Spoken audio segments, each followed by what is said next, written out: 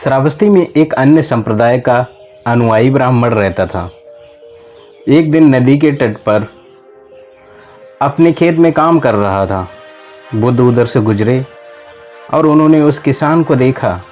उस ब्राह्मण किसान ने बुद्ध की ओर देखा पर उन्हें प्रणाम नहीं किया और चुपचाप अपने काम में लगा रहा। पहल करने वाले बुद्ध ही थे और उन्होंने कहा, ब्राह्मण क्या कर रहे हो? अपने खेत की सफाई कर रहा हूँ बंते। बुद्ध ने और कुछ नहीं कहा और अपनी राह चले गए। दूसरे दिन वह ब्राह्मण अपने खेत में हल चलाने गया। बुद्ध उसके निकट गए और पूछा, ब्राह्मण क्या कर रहे हो? हल चला रहा हूँ बंते। बुद्ध ने उसका उत्तर सुना और अपने रास्ते चले गए। इस प्रकार कई दिनों तक बुद्ध उस ब्राह्मण के पास गए और उससे वही प्रश्न किया।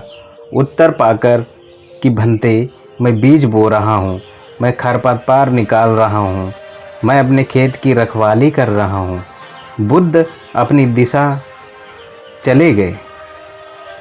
एक दिन ब्राह्मण ने बुद्ध से कहा, भंते, आप मेरे पास तब से आ रहे हैं जब से मैंने खेत की सफाई शुरू की थी। अगर मेरी फसल अच्छी हुई तो मैं आपको भी उस फसल का हिस्सा दूंगा। मैं आपको दिए बिना सिर्फ अकेला नहीं खाऊंगा। आज के बाद आप भी मेरे इस फसल के हिस्सेदार हैं। समय बीतता गया, फसल बढ़ती गई। एक दिन किसान ने अपने आप से कहा, मेरी फसल पक गई है, कल किसानों को कटाई के लिए लगा दूंगा। इस प्रकार उसने अगले दिन कटाई कराने का प्रबंध कर दिया। लेकिन उसी रात बड़ी तेज बारिश हुई, तूफान आया और सारी फसल को बहा ले गया। देखने से ऐसा लगता था कि कोई खेती हुई ही नहीं। खेती पूरी तरह साफ था।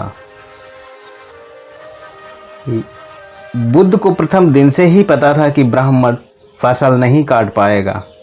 अगले दिन जब ब्राह्मण ने पूरी फसल चौपट देखा तो उसने अति दुखी होकर अपने आप से कहा, प्रथम दिन जब मैंने खेत की सफाई की थी तब से ही भिक्षु गौतम मेरे खेत पर आते रहे हैं और मैंने उन्हें कहा भी है, अगर मेरी खेती अच्छी होती है तो मैं आपसे भी बंटवारा करूंगा। मैं आपको दिए बिना अकेला नहीं खाऊंगा। आज से आप मेरे भागीदार हैं। लेकिन मेरे हृदय की कामना पूरी नहीं हो पाई। ऐसा सोचकर उसने भोजन त्याग दिया और बिस्तर पर जा गिरा। उधर बुद्ध प्रातःकाल भिक्षाटन के लिए जा रहे थे। वे उसके दरवाजे पर रुके। जब ब्राह्मण ने सुना कि बुद्ध आए हैं तब उसने कहा, मेरे हिस्सेदार को बुला लाओ और उन्हें मेरे पास यहाँ बैठने के लिए आसन दो। उसके नौकरों ने वैसा ही किया जैसा उन्हें कहा गया था। जब बुद्ध उसके पास आकर आसन पर विराजमान हो गए तब उन्होंने पूछा, ब्राह्मण क्या बात है? भंते, आप प्रथम दिवस से ही मेरे खेत पर आ रहे हैं जब से मैंने उसकी सफाई की थी और मैंने आपसे कहा था कि मेरी फसल अच्छी हुई तो इसे आपके साथ बंटवारा करूंगा।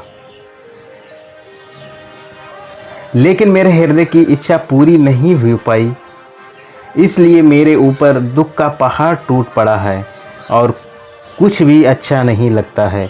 भूख मर गई है। तब बुद्ध ने उससे कहा, लेकिन ब्राह्मण, क्या तुम्हें इस दुख का कारण मालूम है कि तुम क्यों दुखी हो? नहीं भंते, मुझे नहीं पता है, लेकिन आपको पता है।